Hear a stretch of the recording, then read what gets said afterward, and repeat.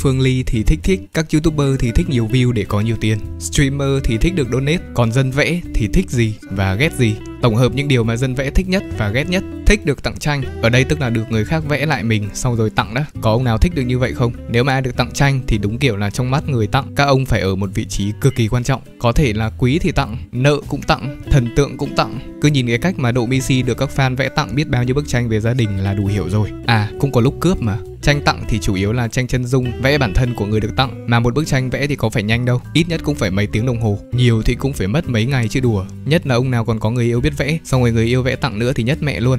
Có một không gian về nghệ thuật, có cho mình một căn phòng riêng, view đẹp, đầy đủ các dụng cụ cần thiết để vẽ, và đặc biệt là không bị ai làm phiền. Thề luôn, ở đây có ai cực kỳ ghét người làm phiền khi mà đang vẽ một mình không? Như mọi người cũng đã biết, dân nghệ thuật hay là dân thiết kế nói chung thì cần có một không gian để có thể làm việc cũng như là sáng tạo một cách thoải mái nhất. Thích ngủ, ui thề, cái này đảm bảo luôn. Ông nào dân vẽ hay là dân thiết kế thì đều ước mơ cho mình có một giấc ngủ rất là dài. Chứ cái công việc này thì gần như là ai cũng đều thiếu ngủ cả, bởi hoạt động về đêm, ngủ chắc được 3 đến 4 tiếng một ngày là căng. Đặc biệt là các sinh viên đang học trong những cái trường năng khiếu thì đều phải thức đêm chạy bài, chạy đồ án. Có nhiều ông còn không được ngủ ấy chứ. Mà thiếu ngủ thì các bạn biết là sẽ gặp rất là nhiều bệnh rồi. Vậy nên một giấc ngủ dài và đầy đủ là điều gần như là xa xỉ đối với dân vẽ nói chung. Tôi mà được ngủ thì tôi chắc ngủ nguyên một ngày cho nó đã.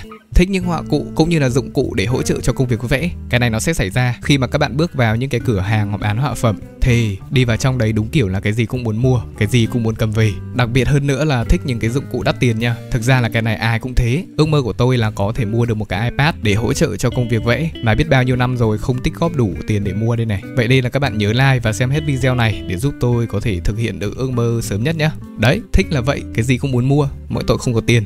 Thích tiền, nếu ở đây chưa ai biết thì tiền là một thứ gì đó không chỉ mọi người khác cần, mà dân vẽ thì cứ phải gọi là cực kỳ cần thiết luôn. Các bạn nghĩ là vẽ chỉ cần một cây bút chì và một tờ giấy là đủ thôi đúng không? Mà giấy với cả chì thì rẻ, ai chẳng mua được. Nhưng không, đấy là bề nổi thôi. Ngoài ra còn phải sắm sửa biết bao nhiêu là thứ. Đặc biệt là đối với cả sinh viên năng khiếu, mất rất nhiều tiền để mua họa phẩm. Tiền làm đồ án chuyên ngành thì rất nhiều luôn, mà đâu đâu cứ 2 đến 3 tuần thì lại có một đồ án. Giống như sinh viên thiết kế đồ họa chẳng hạn, cứ in đi in lại để các giáo viên duyệt bài, mỗi lần in cũng phải mất vài trăm. Đến khi mà kết thúc đồ án thì tiền cũng phải lên đến mấy triệu đấy chứ đùa. Ngoài ra thì còn phải chi trả rất là nhiều khoản tiền nhỏ hơn khác bên ngoài nữa.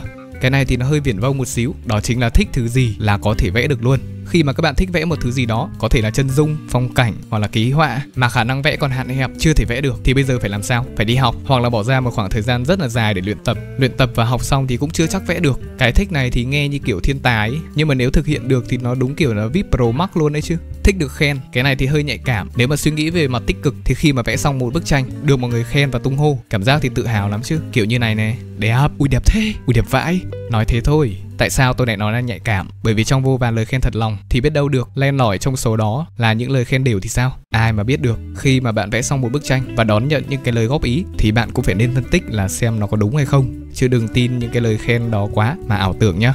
Đấy là một trong số những cái điều mà dân vẽ thích. Nhiều ông thì cứ bảo là thích có người yêu, thích có nhà, thích có xe thì chịu, cái này ai mà chả thích. Còn bây giờ đến với những cái điều mà dân vẽ ghét nhất.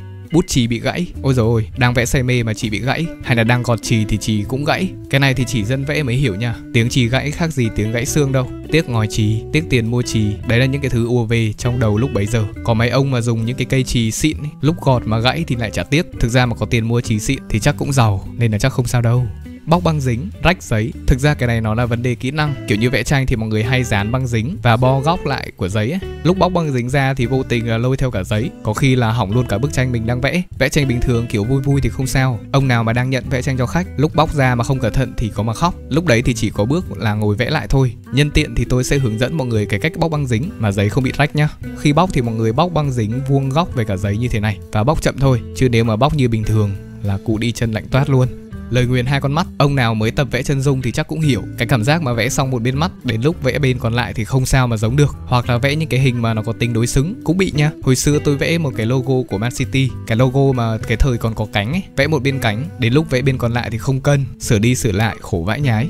Bị làm phiền khi mà các bạn đang vẽ say mê và rất chăm chú mà đằng sau cứ có mấy cái đứa đứng bàn tán, chỗ này chưa được, chỗ kia chưa được, sửa chỗ này đi, sửa chỗ kia đi. Thực ra đấy là những cái lời góp ý, nhưng mà góp ý nhiều quá thì cũng thành phiền, nó khiến mình không tập trung vào được công việc. Giống như hồi xưa các bạn đi chơi điện tử ấy, có mấy đứa đứng ở đằng sau góp ý, chả bực vãi ra, lúc đấy chỉ muốn cho cái gạc tàn vào đầu thôi. sợ bị vẽ vào tranh. Cái này thì ngày xưa tôi cũng gặp, thậm chí là mấy thằng bạn tôi còn ký cả tên vào bức tranh của tôi cơ. May mà nó không vẽ linh tinh. Các bạn bây giờ khi mà vẽ tranh ở nơi đông người thì phải cẩn thận, tránh để ai tác động đến bức tranh của mình và khiến cho bức tranh của mình không được như mong muốn. Trên đây là tổng hợp những cái điều mà dân vẽ thích nhất và ghét nhất. Các bạn thích nhất điều gì và ghét nhất điều gì thì cứ comment ở xuống dưới phần bình luận nhé. Xin chào và hẹn gặp lại.